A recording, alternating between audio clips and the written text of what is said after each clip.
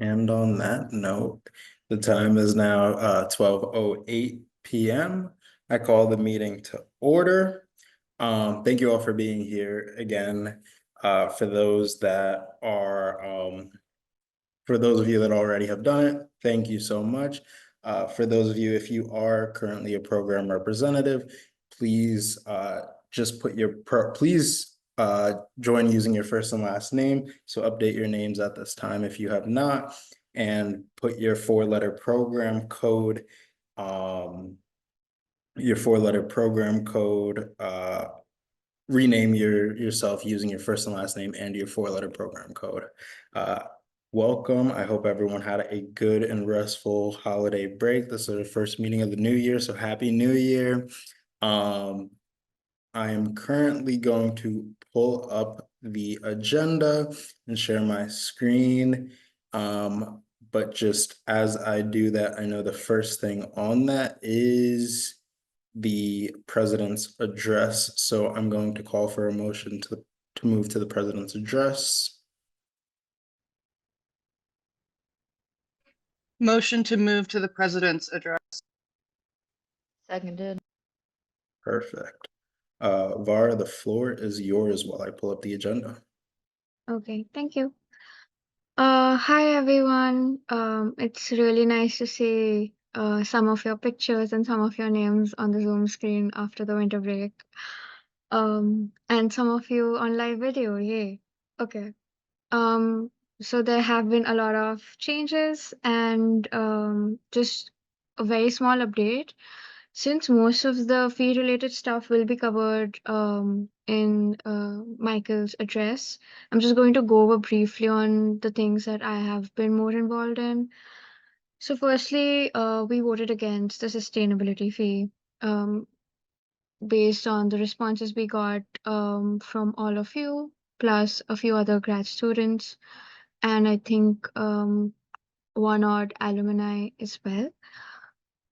We are going to be having a meeting, me, Michael, with Scott Lupin. They were responsible for drafting the entire proposal and having their office, outline everything. So they just wanted to know what was the reasoning for GSG not supporting it.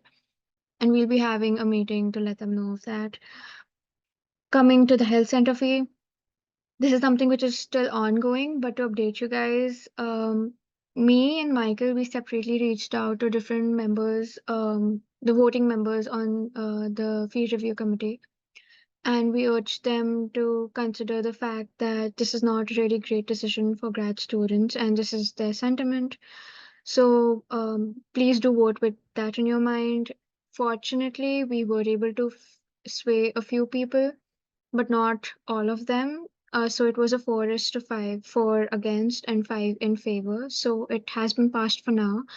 But I will be going to the president's cabinet meeting, which will be discussing all of this fee matter and bringing up the fact that we are still not really extremely excited about this health center fee, as expressed by all of you previously.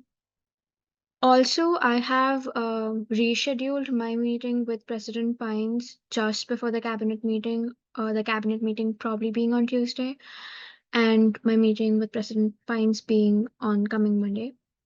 So I'll be going in detail about the things that we considered and why we are so opposed to the fee. Coming to my meeting, I have to submit or mail the agenda to the president's office by 3 p.m. today. So if you think there's something that you would like to bring up to President Pines, please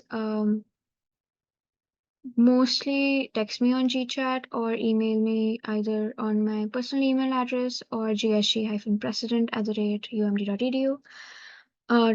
Do it before 3 p.m. so that I can relay the information that you guys want. Coming to the health center fee again. Today, me and Michael had a meeting with Dean Roth about it all. Also, We have a request from Dr. Chetan Joshi, and I'll be putting up this message in the G chat too, but I wanted to address it in the assembly itself. He is planning to have a council of students to basically advise on the various mental health issues that grad students face. And we would really appreciate a lot of diversity on the committee. A- Apart from leadership, if you also know somebody who's a grad student and would be a good fit for serving on this council, we'd love to know. So you can probably reach out to Michael or myself for that via any means necessary, chat, email, or even just put it in the chat right now and we'll look it up. Those were major updates. Apart from that, I've just been working on administrative stuff, scheduling meetings, getting back to people on email, and the rather uninteresting part of this job. But anyway, it was really nice to see you all, and I'm going to hand it back to Devon.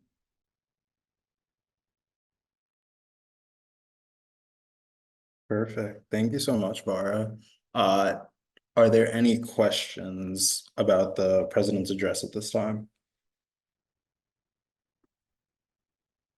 Seeing none, I'm gonna, oh, Sydney. I have a question just, and maybe this will be covered later, but as far as the process for the fees, technically it's been approved at this point that the fee would be implemented. Is there any sort of like the president can be just like, nope, the grad students talked about it, they don't want it. Is there an ability for like at this point that fee not to be implemented, or are we kind of stuck with what we've got right now? So, CRSF only serves as an advisory council to the president. At the end of the day, it goes higher up, and he discusses it with his cabinet, and it's not really a yes right now. It is very likely because since the majority of the committee did vote for it, but it was the only fee which was very cut to cut.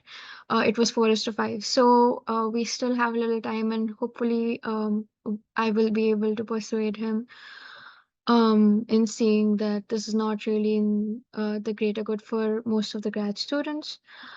It's not set in stone right now. Keeping my fingers crossed. This is just an advisory council, as I mentioned. So yes, it's his call what his opinion forms at the end after seeing all of the facts.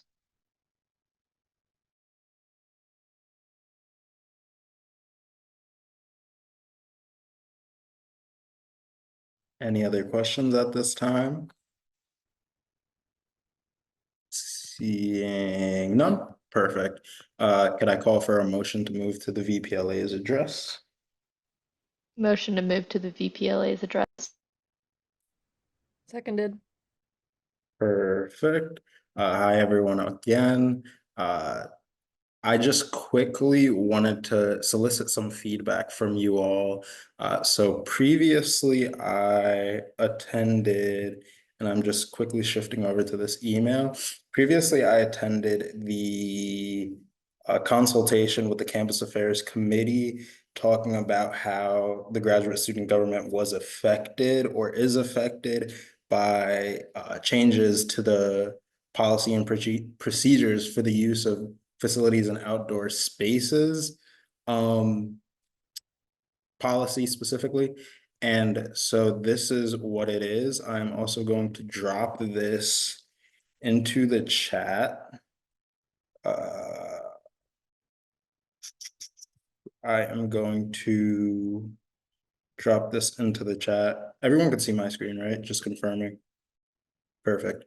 And so I will also, I'll send this to you all in the graduate student government G chat that we have, but it asks how it's affecting us, any complaints, any praise for the changes, effects implications, should the locations be expanded, should they be limited, opportunities or challenges. So I had that conversation two weeks ago at this point. But if anyone has any additional context about this policy specifically and wants me to bring it to the Campus Affairs Committee, they meet next week. So please reach out to me. Please send me an email. Please just message me with any feedback that you might have about this that I can bring to the Campus Affairs Committee so that they have a well-rounded report from the graduate student body in terms of how this policy impacts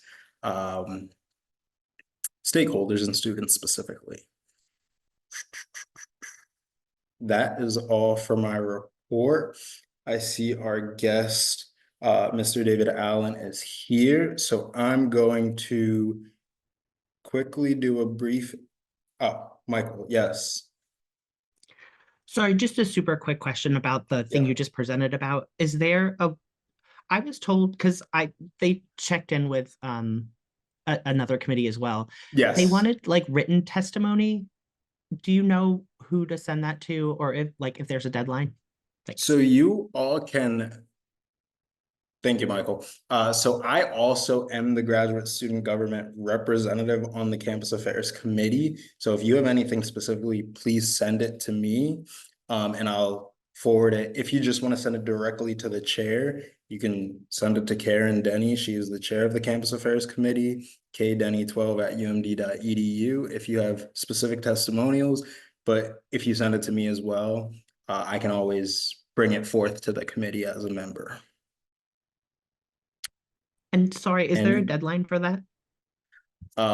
As I said, they're going to be reviewing it or discussing it all of this semester. But their next meeting is, I want to say next Monday. Yes, next Monday. So if you can get any feedback, any immediate feedback to me before Monday, preferably Monday morning. And I'll just share that with the committee once we meet at 2 p.m. on Monday. That would be perfect. If you can't get it to me in that time, no worries at all.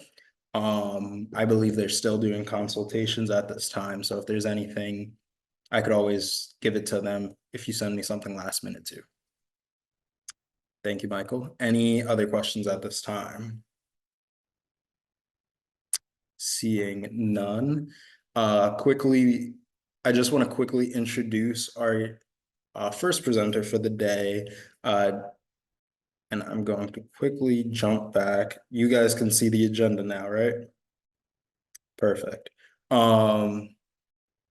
So our presenter for this month's meeting, our first presenter of the day, is David Allen. He currently serves as the executive director for the Department of Transportation Services on campus. So when you think about parking, you think about the busing system, a lot of that is in his department. So he's going to come to us. It's going to be a conversation. Feel free to, as always, put on your cameras, show your face, just engage, so that we can have a fruitful conversation, a fruitful discussion, and learn. Can I call for a motion to move to David Allen's presentation? Motion to move to Motion. David Allen's presentation. Seconded. Perfect. David, the floor is yours. Thank you for being here. Sure, certainly. Hi, everyone. As you've heard, my name is David Allen. I'm the Executive Director of Transportation here on campus, and I've been here for a long, long time in this department. Long time, as in I had to look it up recently. I'm in my 39th year. Oh my God, right. That's a long time. That's a long time, 39 years. But I still, every day, I look forward to coming to work. And a lot of it is because my opportunities to speak with students and it kind of helps us, our department and myself, to really understand what is needed and what what students want from our departments. As you heard, everything parking related, everything transportation related, everything bus related. So I put together a little transportation services kind of 101, so you really get the sense of who we are, and what we do. And then we can go at whatever questions you might have that I can answer. Being here for such a long time, I don't think there's a question you can ask me that I don't know. I do take, at least to do with transportation services. Meaning of life, you're on your own. But because every policy that we have, I and my senior staff have, labored over the smallest of things. And some things people, on the outside, it doesn't look like it makes sense. Like enforcing a parking lot that's empty on at midnight. People will say, well, why in the world would you do that? Well, that's where, in this, one example I'm giving, that's where people who cook the food need to park so they can cook food for resident students. And if that lot was not enforced during that time, then they would have no place to park, or no place to park, and then there'd be no food, and on and on and on. So anyway, I would certainly, if you have any questions when we get to the end here, please let me know. Or if you have any questions about what I'm talking about, you can just raise your hand. And if I don't see you, because my screen's going to be shared here in a second, just say something. It's fine. Okay. So am I able to share screen? Share. Yes. You guys see that? Everybody see that? Now we Okay. can. All right. So we're going to do like a quick primer here about transportation services, some of the stuff that we're doing, and we can go from there. All right. Let's see if I can advance this slide. There we go. Okay. So the real basics here, we are located right in the center of campus in Regents Drive Garage. And our major functions, as I mentioned, are shuttle everything related to that, charters, the transit buses, paratransit, picking up our ADA students and visitors. That is all of us. Micromobility, which we'll talk a little bit more about, which is quite the topic on our campus because of some of the things that have been happening in the micromobility world. And of course, smart parking, and then smart commute, and those are the transportation demand management strategies where we're trying to reduce the number of cars on campus, and try to make sure that every car that does come to campus has more than one person in it. Trying to eliminate the single occupancy vehicle situations. Okay, here we are by the numbers. You see there the number of passengers that we have. We have 19 shuttle routes, 364 employees. That sounds like a lot, and I guess it is. And you can see straight through 70 vehicles. One of the things here that surprises me, not anymore, but 3,900 registered micromobility vehicles, 3,900. That is in one of the highest numbers in the country when it comes to this. And we can talk more about that and why that is. And then just overall parking for our bikes, over 6,000 parking spaces. Then VO scooters, number of parking spaces, number of garages. So let's talk about shuttle here. As I mentioned, we're about a million riders overall and 19 routes. And we do serve away from campus to some extent too. So we go to Silver Spring, we go to New Carrollton, we go to Columbia for our park and ride in Gaithersburg. And those are some of our most, matter of fact, no, those aren't. Gaithersburg is one of our most popular routes. And overall, that particular route probably reduces the number of cars on campus, maybe more than any other, because everyone who takes a bus from Gaithersburg or from Columbia, they are driving otherwise. So that's very important to us that we go and pick people up at park and rides. And if we could do more, we would do more, but so there's a financial issue there. And then there's Night Ride. Night Ride is our point-to-point service. And so in the evenings, our fixed routes go throughout campus, but they don't go everywhere. So while the fixed routes are running, Night Ride kind of fills in the gaps. If someone asks for a night ride, if it's within a existing transit route, we will refer folks to that resource. But if the pickup or the drop off is not within our normal transit routes, then we'll come pick you up. And then with night ride after 3 a.m. when the rest of our buses kind of shut down, and there are no buses out there, then that's the only route that service that's out there when it comes to transportation, and that runs until early in the morning. And then paratransit, that's our way of being able to pick up folks who are permanently or temporarily disabled. You do have to go through a bit of a process with either a health center or a counseling center, and then you bring that information to us, and you can go onto our portal and use that service. Okay, you probably have heard about this gigantic grant that we recently received. When I say gigantic, it's the largest bus of any kind grant that's ever been issued in this country. We said, when we applied for it, we said, well, go big or go home. So we said we got 35 buses that we can possibly retire, and we got it. So we got this 35 buses, $39 million. And then the university matches part of that at $6 million. So the first bus will be here in June. There'll be one here in June, and then they will come kind of sporadically up until the end of October. And I'm going to show you something that my marketing person said, don't show you. But I'm excited about it, so I'm going to show you, and no screen grabs, please. This is and outside of our department, you guys are the only people who've ever seen this.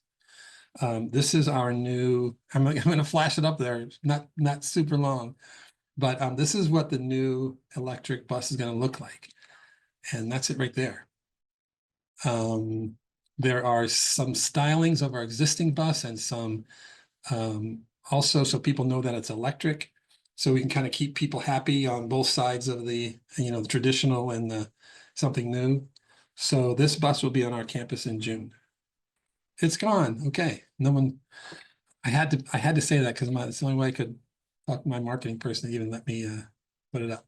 Okay, so micromobility. Oh my gosh. Okay, so what we see here is our first European style, because if any of you have ever been to like Copenhagen or Denmark, or Barcelona or anywhere internationally, this is the type of bike path that you'll see. And there's some in DC too that people, different municipalities are adding, but this is the first one to our campus, and we are super proud of it.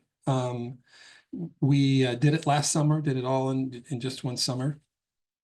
Now, the whole micromobility world, however, is somewhat controversial because people who have electric scooters, like the one you see here, they ride them like they're in middle school still. And they think that I can just weave through traffic and hold on to the back of buses and not act well. So there was a committee put together from every department, police and us and resident life and athletics and health center, everybody. And we're trying to figure out ways to make this work better through enforcement or through education and through education. A couple of falls ago, we started registering scooters, and that was the first step of being able to manage them a bit better, because you can see who owns that car, just like a license plate, or that scooter, just like a license plate. So most people who have experiences with scooters, they're negative. But the reality is 60% of all the scooters that come to campus, they are commuters coming from off campus. So if we were to say no more scooters, you saw how many we registered, right? 60% of that would say, "Whoa, how do I get to school then?" So they're entrenched into our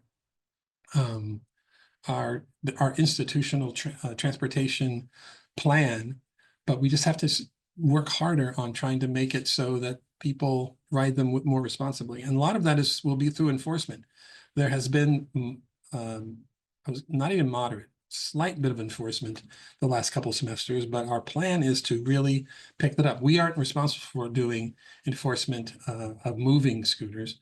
We are only doing enforcement when they're, if they're sitting there. Like they should not be inside. Some of you may have seen a while back where a couple of scooters caught fire, one inside of a residence hall, which is a scary thing. And one was by the fountain, on the mall. So they have very large batteries, and sometimes they especially inexpensive scooters, or if a scooter is thrown into the fountain and then taken out and dries off for a day, that's what happened to that one. For some reason, that process caused it to combust. So we're working on the whole scooter thing, and CTAC is also going to be much more involved, I think, also. Okay.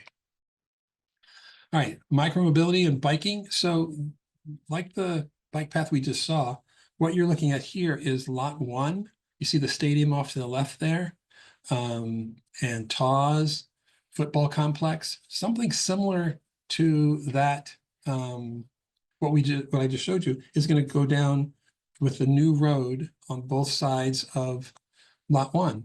If you see my cursor here, there's going to be a traffic light. Sorry, wrong place. There's going to be a traffic light right here when purple line, all this section here is purple line.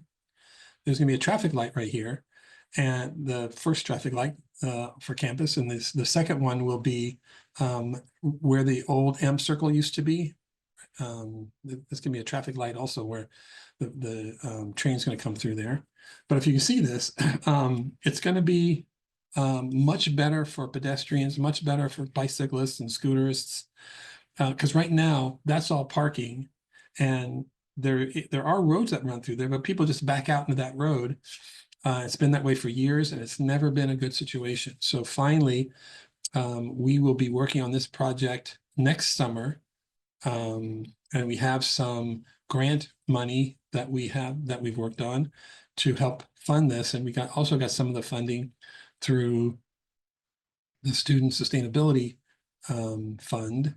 So it should be quite interesting. There will be a parking loss, but we believe when we look at pros and cons, certainly to make this a much more safe environment for all, it's not a huge price to pay when looking at how much better this will be. And just people visiting our campus, like when they come off of 193 to Paint Branch Road, you come down there like, this university knows what they're doing. They understand that bicycling is something that's important, and they put resources into it. This will be something similar to that people coming to campus will see when they're coming to TAWS or whoever's coming to campus. There's a much longer plan that goes all the way, like after this, it's Regents Drive in front of, right out behind me here, and next to our office, and in front of the main administration. That's going to be another section that will be eventually a nice bike path on that, like what we see out in Paint Branch. Keep going. So parking, much less going on in parking, but some things to think about. Make sure, especially try not to get parking tickets. We write around 50,000 parking tickets a year, and that's down from 10 years ago from about 150,000. And we look at parking tickets as in some way of a failure, because no one wants to get a parking ticket. But some people, they just are taking a chance. And those are the people that we want to be the ones that get tickets, not people who don't understand the policy. But people say, well, what about all the money? And we'll talk about the money side of things. Revenue is a byproduct of enforcement. And the purpose for enforcement is to make sure that those who park are able to park, and that they pay for that space, make sure they're able to park, and also for access, fire lanes and ADA spaces. That's what enforcement is all about. And that's probably one of our most misunderstood services. People love busing, people love the sustainability aspects of our department. But I hate to say it, but enforcement might be one of the most, if not the most important service that we provide. Because if we were to say, to the campus. Okay, Dots is going on vacation for a week, everybody. All of enforcement, we want you to just be safe out there. We'll see you in a week. I don't think the campus would get by noon that first Monday morning because cars would be everywhere. People just stop them everywhere. That little ticket thing keeps order on our campus. So we always tell our enforcement people that what you do helps to keep this campus helps it happen. Along with the bus drivers who bring people, but the enforcement people make sure that people have access to their classes, access to where they work. So you may buy that, you may not, but I do for sure. So license plate recognition. So you guys know you don't have parking permits if you have a car. We were the first university in the country to kind of get rid of all those plastic, thousands and thousands of plastic permits that end up in landfills and just use license plates, license plate recognition to see if someone is registered or not. I think, am I going long? Maybe we should keep going here. I should tell you, we have a new parking portal that just is up and running as of a week ago, and we're excited about it. Most folks won't even notice it, but that's okay. We think we've done our jobs if we don't hear anything. Okay, here are, so the best, make sure you read your emails from us because a lot of times they say you may need to move your car and that sort of thing. You can read these, I don't need to read them to you, but these are just some do's when it comes to how to park on campus.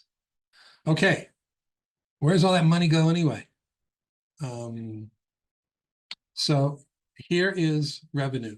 This is the revenue on the parking side, and you can see where the primary parts of it are coming from.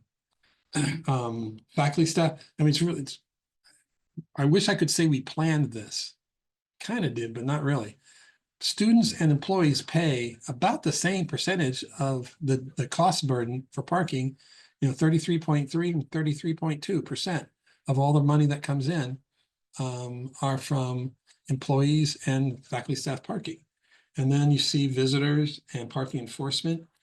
There's that $2.6 million. That's kind of ballparky of what we collect in parking tickets. I don't know if that surprises anyone, higher or lower, whichever. And you can see the rest of them, parking meter income and that sort of thing. Okay, and so where aren't we moving? There we go.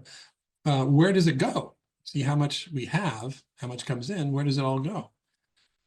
As it is true with most retail-y type of operations, service operations, the vast majority of it is paying salaries of our staff.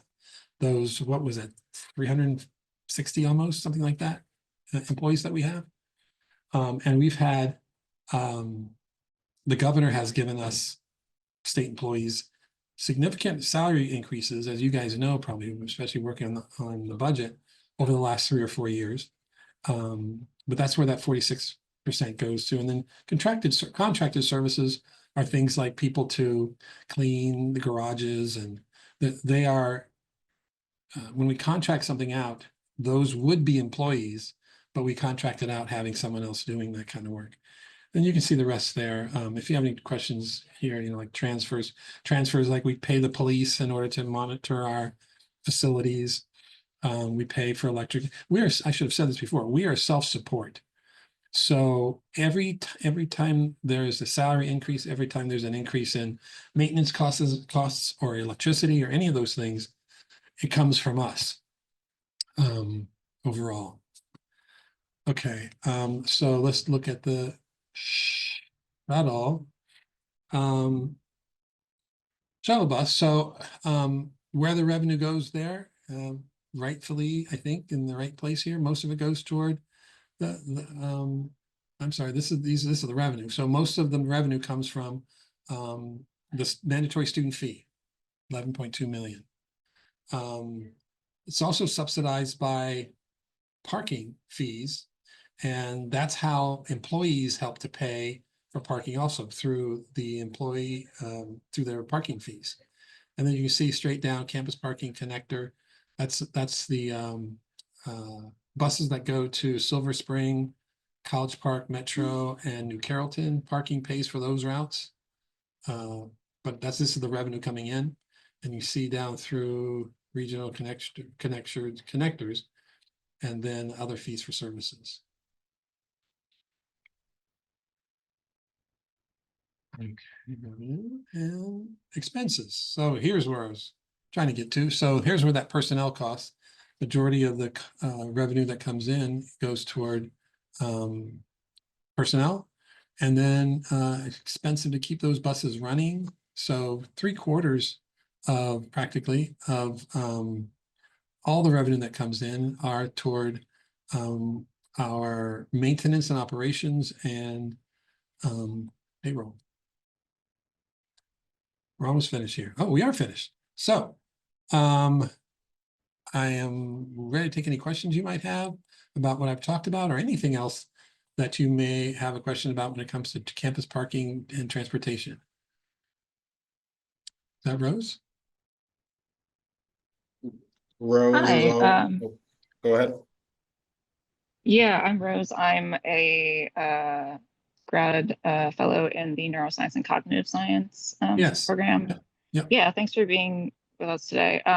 So I have the DOTS budget report in front of me from 2019, which is the last 2019. release report on the website. And I also have the one from last year, 2024, which I had to public info request, which, side note, I want to highlight the issue that you have stopped being transparent and releasing reports on the DOTS website. Can you say that one more time? The 2024 budget report, Mhm. any year past 2019 has not been, the budget report, annual report has not been released on the DOTS website. And Right. so I want to just highlight this as like a transparency issue. I would like to see these reports released publicly so that I don't have to navigate the public info request process for that. Mhm. That is kind of a but- staffing issue, but if you just call me Okay. and ask me for whatever information you need, we have it. Okay. Yeah. Well, so my question Okay. for you is that we were told last year that the transportation fee increase was to help cover the cost of fair wages for personnel. But I'm looking at these spreadsheets here. I'm seeing that, in 2019, the personnel costs were about $11.8 million. In 2024, they're about $12.8 million. And it looks like in 2026, it'll be about 11 million. Based on your presentation. Okay. So not a significant change there in the amount of money that you are spending on wages. So can you explain like why that is, especially because since 2019, the revenue from student fees was about $5 million in 2019. Are you talking, It's increased back one second, are you talking about shuttle or parking or both together? both. I don't know if that's right. $5 million. Oh, sorry, it might be parking. So parking, Yes. okay. So, and your question is $5 million for parking staffing? From the student fee. Okay, so there's this, when it comes to parking, there's the student Or fee. sorry. Well, I mean, the shuttle fee revenue was like $6.5 million. And it's also like doubling, or almost doubling now to the next year if you're anticipating getting 11 million from the fee. Okay. I'm just trying to figure out, because like I am seeing these reports that are saying that like the costs for personnel have not significantly changed, but these fees keep going up. So like, where are they actually going? Well, if you have, do I have it? I might have it here. I do. The cost for staffing is going up. Like for instance, last July, all of our employees, like all employees within the state, got about a 5.5% increase. It's looking like it's going to be 3.5% this coming beginning fiscal year. So all of those costs, like as I mentioned, being a self-support, are borne on us. And what we submitted to CTAC for for shuttle was about 5%, 5 point something percent. But if the governor's budget goes through, and we went through this with the committee that reviews student fees, if the budget that the governor puts through that has a 5.25%, I think, or 5.5, no, has a 3.5% increase, I believe, for employees, that 5% will go up. Same with students, same with the parking fee. We have a 3% increase that we were suggesting and some change. But if the governor's plan for increasing salaries, which is kind of weird, right? In a situation where the state is short of money, why they're giving salary increases, I don't quite understand all that. But again, if that happens, we would have to have a larger increase. So the cost of our salaries has been going up. Is that not what you're seeing? But I am seeing that like the overall like money that is being spent to pay salaries and wages is staying fairly stagnant. Okay, so you put something in the chat here. Where are you looking? Hello? Oh, it was me. I mean, I Sorry. have, yeah. I was the one who Sorry, put like I something in have the this chat. this Go ahead. Oh, okay. I have this document like in front of it's not something I can really share. Well, it's gonna be hard for me to address something I can't see. Do you want to set up an appointment maybe and come over and we can look at it? And I can. Okay, yeah, sure. Okay. Before we get out of here, stick around and we can set that up where you can come by, okay? Sounds good. Thank Okay. you. Thank you, Rose. Jillian, I saw your hand up next. Yeah, thanks so much for this presentation. I Sure. have just a constant source of frustration with lot 1 is that the spots are really small. And I drive a compact car, and I have issues sometimes getting in and out of my Toyota Yaris because there's like large cars That's and very my small. spot is very, yeah, right. It's really a small car. But like there's so many other large cars and those spots are a little small that like sometimes even in my compact car, I have trouble with people parking too close to me. So I'm wondering at all if there's any, like, and I know a lot of people drive much larger cars. I'm wondering if there's any talk at all about maybe setting some spots aside for compact car vehicles and then having like, you know, a clear definition for people, or maybe like to incentivize people driving smaller cars to campus, maybe like reducing the fee for people with compact cars. Like I saw a Cybertruck in lot 1 the other day, and I was like, this is like a giant car, especially compared to my little Yaris. And yeah, and it's just frustrating when I like, since I am a person who drives just by myself, I do Yeah. have a more energy efficient, smaller car, and it's just frustrating that like I sometimes can't get in and out of it because the other cars are so large. Yeah.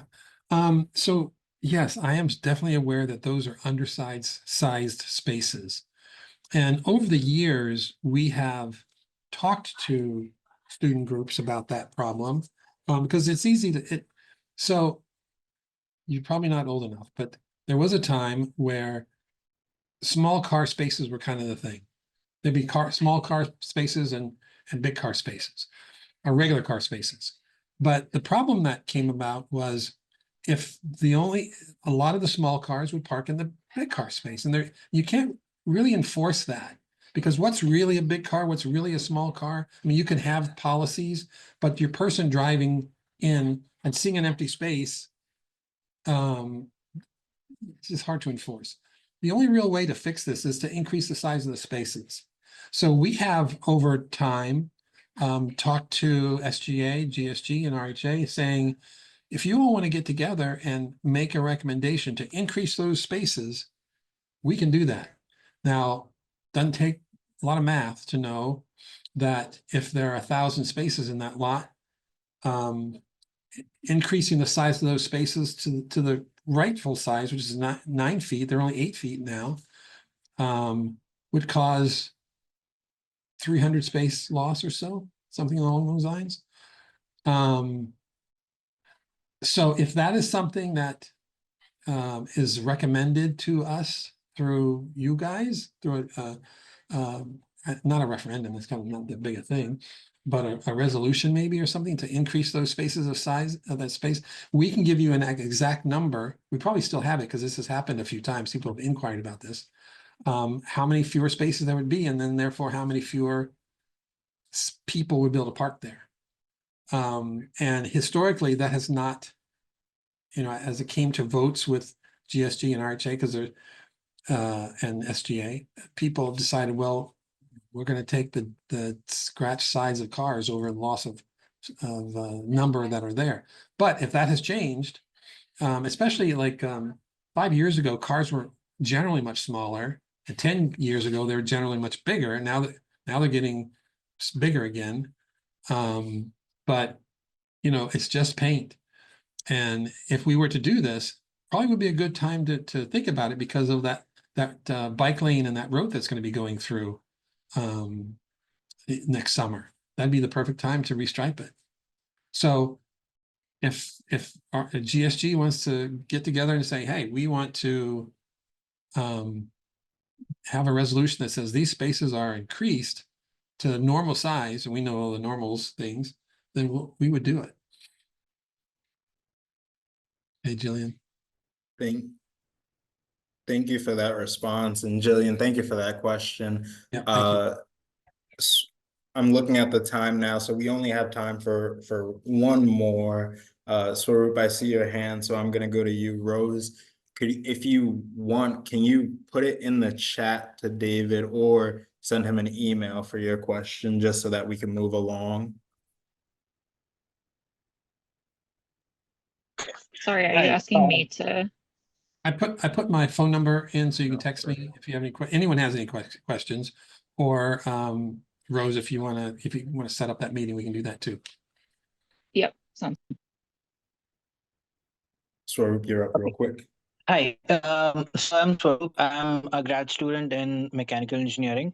So I have received like a lot of people telling me that the shuttle services are not that frequent as they were before.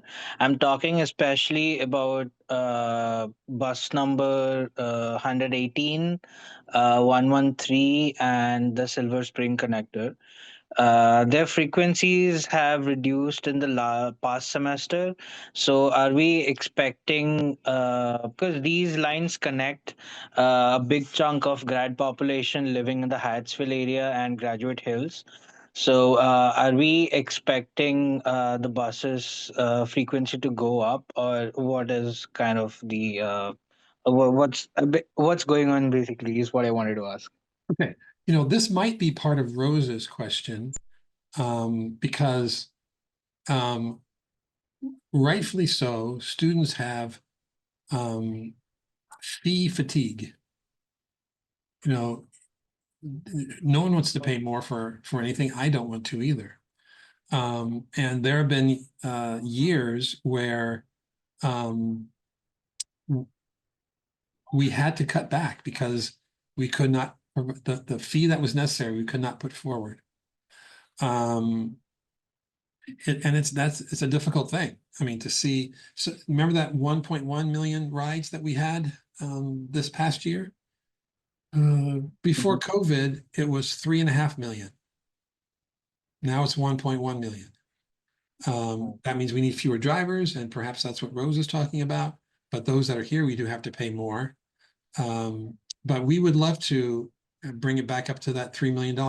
Silver Spring, that one example, it has one bus on it right now. It used to have 3. College Park Metro used to have 4, and now I think it has 2 or 3.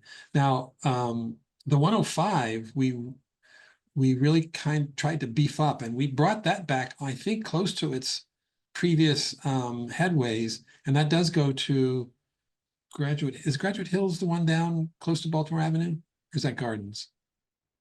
That's Gardens. Okay, so Gardens is getting good stuff now because the 105 goes down that direction. But it is a financial situation. And if for whatever reason, the process does not allow the increase that we've asked for, because of these mostly salary increases, but just operating. I mean, go to McDonald's and get a number 2 burger meal, and it's $12. So it is a financial situation. And we're trying to get more money from the parking side, but no one wants to pay more to park either. So it's, that's the problem though. That's why we have 1.1 riders instead of the 3.5 riders that we had, 4 years ago. David, thank you so much for your response. Swaroop, thank you for your question. Please, everyone, David, thank you for joining us today, and everyone, please join me in thanking David for his time and joining us and being present with us. For as you all know, David shared his phone number in the chat. I will also ask him if he wants to drop his email or if his phone number works Sure. best for him. That's fine. For future communication. I know there was a handful of additional questions, but please take him up on his phone number, take him up on his email, because due to time, we do have to keep the agenda moving forward. So if anyone has any further questions, certainly reach out to him. And again, David, thank you so much for your time today. Great. Thank you. See you all. Take care. So in the purpose of time, I'm going to quickly ask that Michael and Keegan, we're going to do their reports back to back without asking for another motion after that. So the motion that I'm asking for is a motion to move to VPFA and Director of Ops address at this time. And then after that, we have a superstar guest star, VP Patty Perillo joining us as well. So quickly, the motion is for Michael and Keegan's addresses. Motion for Michael and Keegan's addresses. Perfect. Seconded. Awesome.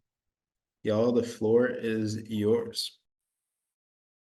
Cool. Since you said my name first, I'll go first. Thank you all. Just a quick little report from the CRSF, the Committee for the Review of Student Fees. Hopefully you all can see my screen. If not, someone shout at me.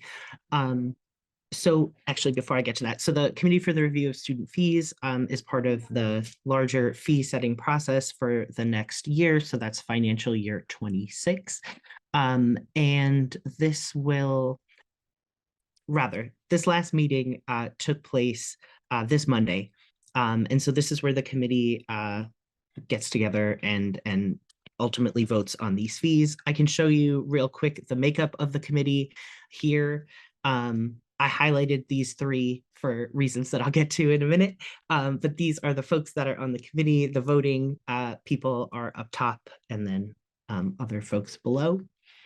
I've put these all also on the giant fee chart that I keep sharing the link to. So if you're curious or you want to know who any of these people are, it's on that link as well. But basically, here was kind of like the outcome of the votes. I put the CRSF votes on the column to the right. So the most of these, actually all of the fees were approved. All the fee proposals were approved. Most of them had pretty solid votes. You may notice that on the ones that the assembly kind of had a vote on in December to deny, there were 2 people who voted against. I'll leave it to your imagination to fill in who those 2 people were that opposed these approved measures. But I just want to highlight a couple things. One is that the recreation services fee was approved without the $2 golf enhancement. So those figures have changed. So the proposed new fee is only an $11 increase. And then what else was I going to say? Okay. The thing that was the most controversial and had the closest vote, as you can see, is the health center fee. It was a secret ballot, so I can't say for sure, but I have the strong impression that the undergraduate representatives were all in favor of the health center fee. This doesn't mean, and this was a question someone else asked in the chat, this doesn't mean that it's like 100% going to go through. Actually, the calendar for the fee setting kind of process is, as you can see on the screen. So CRSF, the Committee for the Review of Student Fees, is going to attend the cabinet meeting. As I understand it, and Dr. Perillo can correct me if I'm mistaken, but the folks who will attend that cabinet meeting, so the president's cabinet meeting on Tuesday, February 11th, are these folks who I highlighted or kind of circled in the red box. I think it's the folks who are the like president level of student organizations. So these folks will be going to the president's cabinet meeting on Tuesday, the 11th. I know Vara is planning on advocating for the position that the fee is not great for graduate students. We can always talk more about that. But then the president is going to make his recommendation, and then this ultimately goes to the Board of Regents, in March and April. So that is my update about the Committee for the Review of Student Fees. And if folks have any questions, I'm happy to answer them either here or on chat or email. Thanks.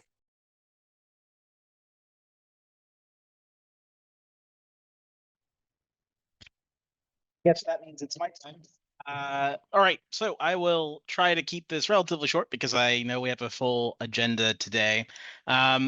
So a quick few things from me. First of all, some updates on the ongoing revisions to our bylaws and constitution. The bylaws committee has completed its review of the constitution. I had hoped to get a preliminary report out to all of you to review for today, but unfortunately that didn't happen. And to be honest, I don't think we would have had time to go over it anyway. But do expect an email over the weekend with a preliminary report on what those constitution amendments might look like or suggested revisions might look like. The timeline of this is that we want assembly input on the changes and the like, or potential changes, because again, these have to be voted through before that we send it to the newly formed and now functioning governance committee, so that they can have a first pass on it. The idea is to have all of this done, as I mentioned, by March, ideally March. The March assembly meeting should be when I don't know if we'll actually vote then, but that'll be when we have a final report prepared for everyone to take a look at, hopefully. So there's that. As always, if you have any, while the committee itself is full, if you have any thoughts or suggestions or questions about the Constitution or the bylaws that you think should be addressed, please feel free to send it to me. The email is best, and I will bring it up at our next meeting. Speaking of committees, we also have grad day coming up, or I guess that's like ATM machine, but grad 2025 coming up soon. We are currently scheduling our first meeting, and we do have plenty of room. So if you're interested in joining another committee, grad committee would love to have you. Basically, that would be helping us plan this mini conference / educational fair sort of thing. It's the idea is to help get exactly. Thank you for spelling out the acronyms. It's to recognize and acknowledge and celebrate and otherwise promote the research that is being done by graduate students across campus. And this is both masters and PhDs, so not just one or the other, and even professional programs are encouraged to attend. We are in the stages where we're figuring out what we want it to really specifically look like this year, so now is a good time to get involved if you'd like to shape that. And I will have more on that next time. We're also going to be hiring a grad coordinator, which is a contract 40-hour position that helps put all the logistical pieces together and then also helps run the event during the event itself. The event is currently scheduled for April 9th. So mark that on your calendar, and of course, we'll send out an invite soon. Yes, and there's an example of what we did last year, so you get a sense for it. Let's see. Finally, we do have some events coming up. Specifically, we have we rent out the Terp Zone space, the entirety of the space, for 2 hours from 6 to 8 every month, and our next one is coming up on the 14th of February. So if you are interested in hanging out with other grad students, we will, of course, again, send out reminders through our social media platforms and the like, but just so you all know and have it on your radar. There are a few other things that I was going to go into, but I don't think we realistically have time. So I think I will leave it there. Oh, actually, no. One final thing. I'm sorry to continue to bother you for this, but we are still missing a fair few portraits and details for the representative page. So if you have not sent me a headshot yet, please do. And that would be most welcome. Otherwise, you'll just remain a University of Maryland seal, which I suppose is okay, but it's not the cute animal seal. It's the official seal. So I don't know. I feel like a portrait is better. All right. I think that'll do it for me for now. And yeah, if you have any questions, of course, my inbox is always open.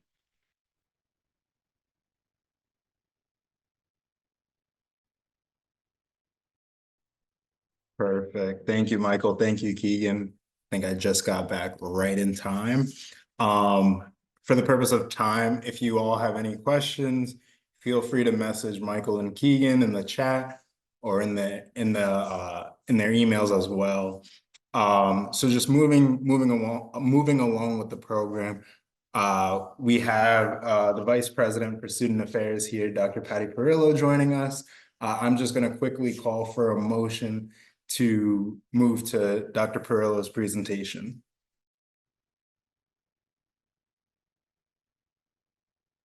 Motion to move to Dr. Perillo's presentation. Seconded. Perfect. Dr. Perillo, the floor is yours. Thank you for being here. Thank you. Thanks for the invitation. Oops, sorry about that.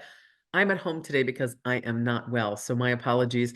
Usually my internet is very secure, but something's happening, so my apologies. But I wanted to be with you, and that's why I am here. I'm not at work because I want to model the way that when we're not well, we have to take care of ourselves.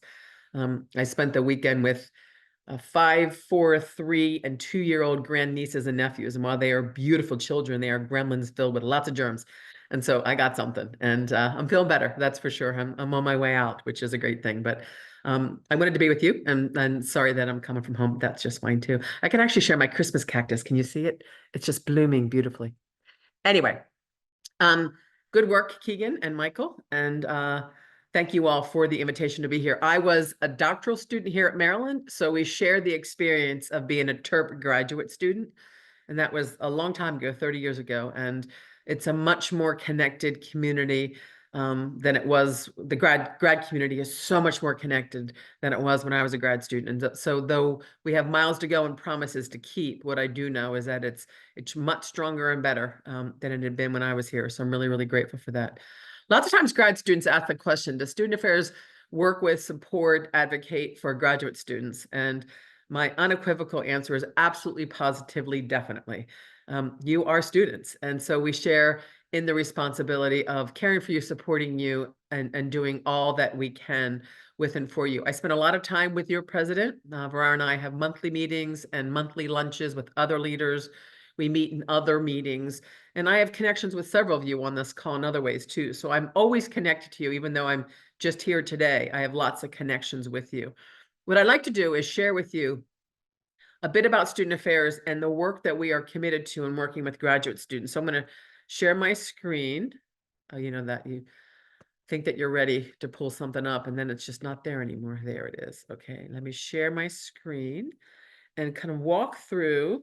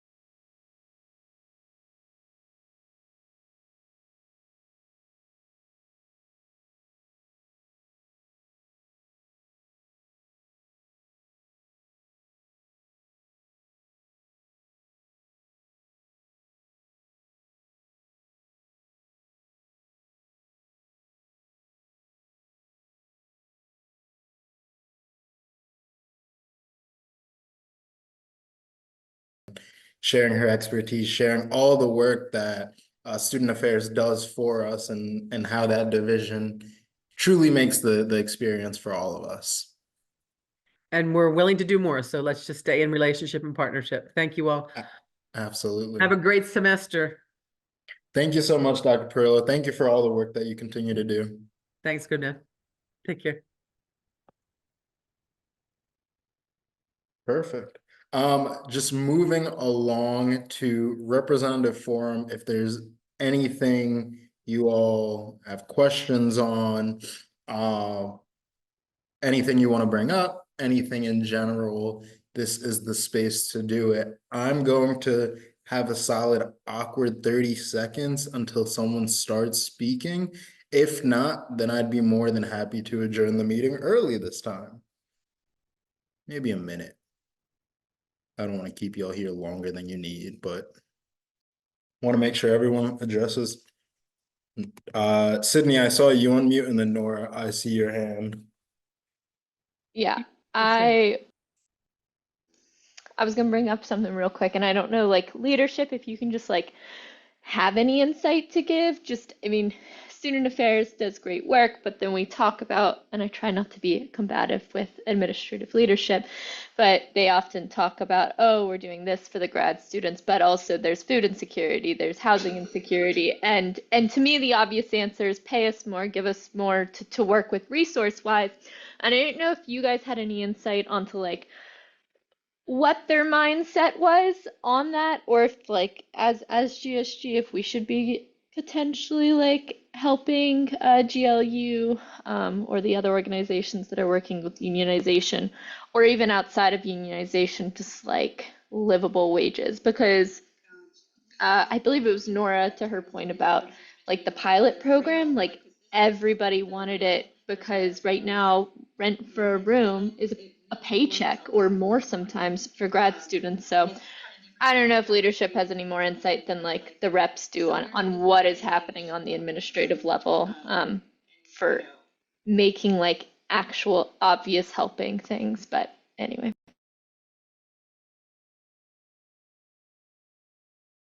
I personally have not been in conversation around those points, but if anyone else has anything to comment, I agree with you, Sydney. I certainly do agree with you.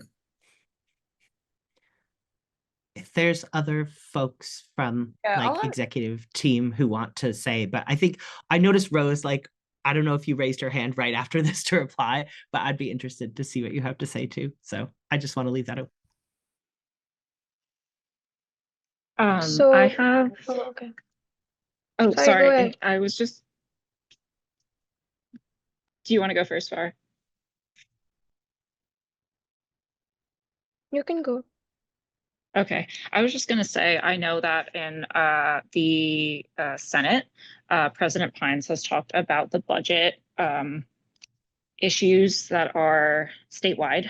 And he was saying that people are likely not going to get raises this year.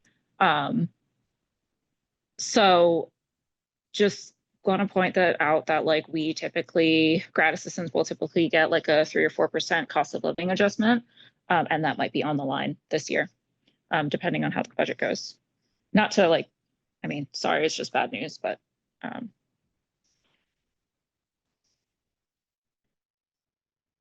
Michael, I believe the COLA is built into the state plan for like how much they're going to pay employees. And in that particular case, we are considered employees. So I don't know. I see Blessing in the chat as well. I think there was at least many years where we did not get a COLA at all. So I don't know. But I would love to be wrong about that. Yes, and this is it's atypical for COLA, particularly for graduate assistants. So that's something that the previous dean, Steve Fetter, actually worked hard on getting in conjunction with the provost. This year, I think we're at a point where just being able to retain those who are currently working will be a challenge. So I don't anticipate any COLA or merit for anyone. We're at a $2.3 billion deficit at the state level, and they're saying that it's going to be about $110 million cut to the USM's to the system schools, and usually College Park and UMB take a brunt of those cuts.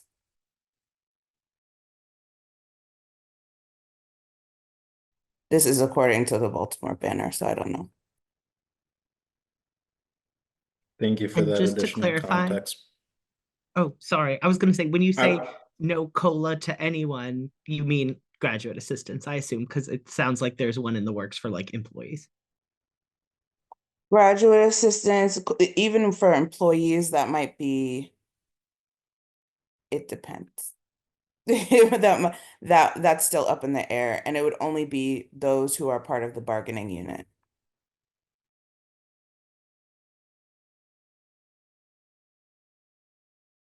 Sounds like we should have a bargaining unit. Oh, if only. I was literally typing that into chat. Like, am I allowed to say that an anonymous staff member told me they think that there's going to be union recognition within the next like year or two, just because it'll be like some kind of way for Maryland to show that it's anti-Trump and pro-union. I don't know if I'm allowed to quote this person, but maybe there's reason to be optimistic. It is good context.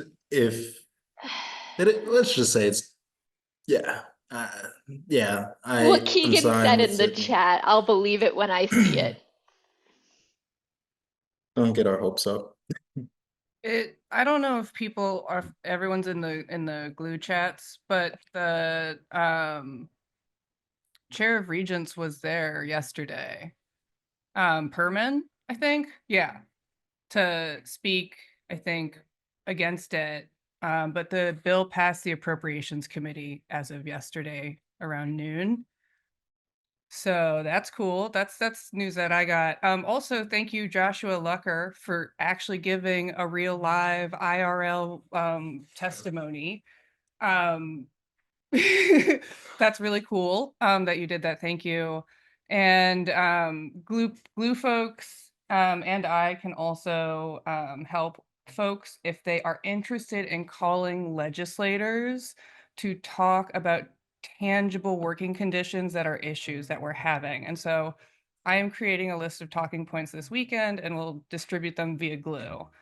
But if anyone in GSG is also interested, please reach out to me. Thank you. Nora, also, if you just want to have that message, not necessarily say Glue is doing these efforts, but just saying if anyone's interested in doing these conversations, please put that in the GSG chat that we have as well. Thank you. Jillian? Yeah, I just dropped this in the chat. Just a quick plug. The Center for Democracy and Civic Engagement, where I work at, we have this Annapolis 101. There's it's basically how to talk to your state representatives, how to call them. A lot of it's like kind of in pilot at the moment, but there's like a slideshow, there's like a zine. So, you know, if you are curious about what it would mean to go testify, like in addition to like talking to the folks in Glue, you could also check this out to, you know, just learn a little bit more about talking to your state legislative people.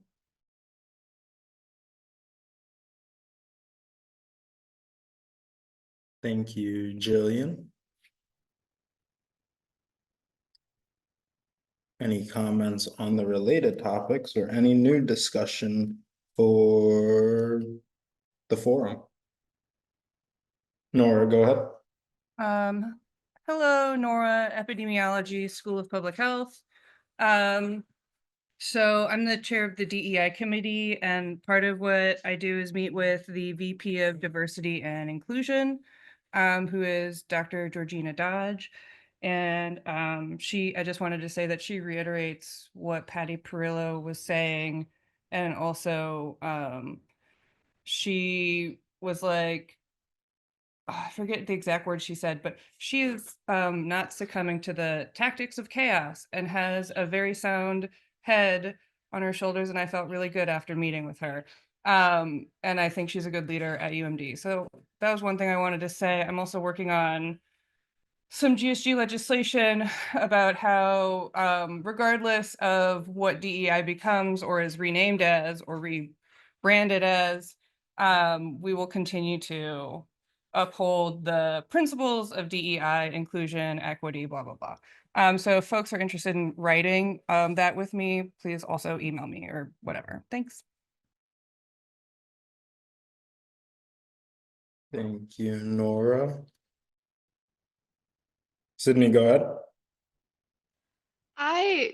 This is for my, I guess, department. One of my constituents actually came to me and had mentioned that they had heard that other departments were covering international student fees to lessen the burden. And I just, since there are a bunch of departments being represented and colleges represented here, I wanted to know if that was potentially the case or anybody had heard. I have a role within the department that I can go to the dean, or not the dean, the chair. But I'd like to potentially have some actual, like, substantial facts behind it before I do. But I don't know if anybody knows that their department or another department potentially covers a portion of fees for their students, whether it be international or potentially others.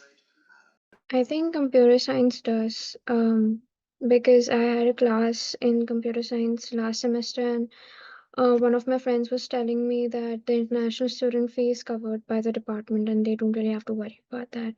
So, but don't quote me on that. I think if you can just reach out to somebody and get the proper documentation for that, that would be really helpful. I could also connect you with people if you want. I'll reach out to computer science. I've also heard computer science is the one that I was told covered. So I was curious if that was potentially the case, but I'll confirm. I'll second that actually. Rose, go ahead. Yeah, computer science for sure covers their students' international student fees. Geographical sciences does as well. My program personally, I petitioned them to cover the student fees, and while they're not able to cover all of them, they are covering them for the first year starting next semester. I believe there's a couple other departments where conversations around this are taking place. So yes, there's precedent for this on campus. Perfect. That's what I need to know. I might reach out just to get those specific departments, Rose, and G-Chat. Yeah, absolutely. Yeah, I have a list somewhere. I just don't have it right now. Yeah, perfect. Thank you.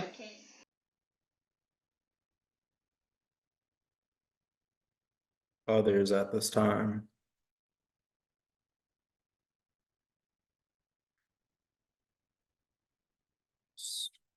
Seeing nothing.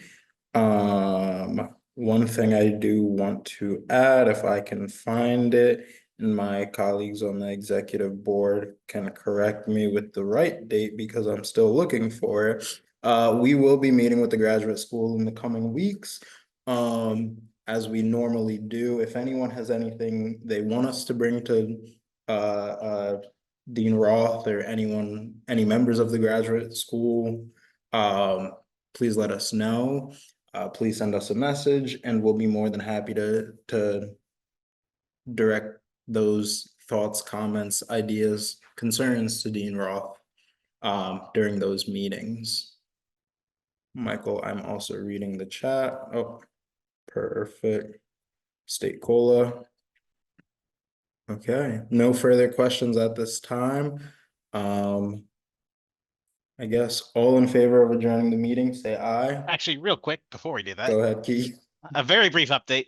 Just that we have a USM Student Council meeting this weekend. So if there's anything that folks would like me to raise to the state level of consideration, let me know at my email that I posted in the chat a while back. So yeah. Yeah, and I can so yeah.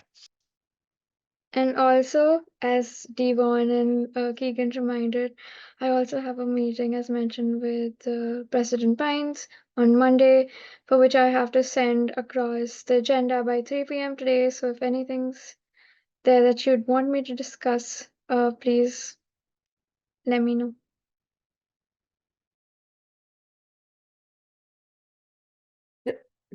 Real quick, to Rose's comments in the chat, if you all know of any graduate students that are impacted by the grant issue, please let, I'm gonna say Vara no, I'm sorry, Vara.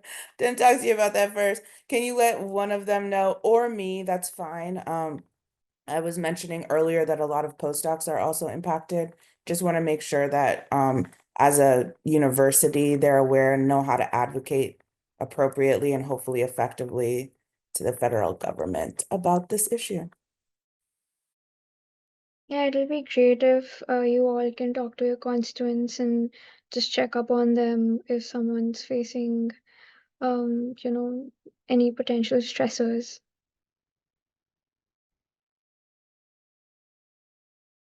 Awesome. Seeing no further comments. Thank you, Blessing. Thank you, Vara. Thank you to Rose for your question in the chat. Again, seeing no further questions, hopefully I'm giving you all back a lovely 6 minutes. All in favor of adjourning the meeting at 1:54 p.m. Say aye. Aye. Aye. Good. That was lovely. Thank you all. If anyone needs anything, I'll be around for a little bit. We'll be around for a little bit.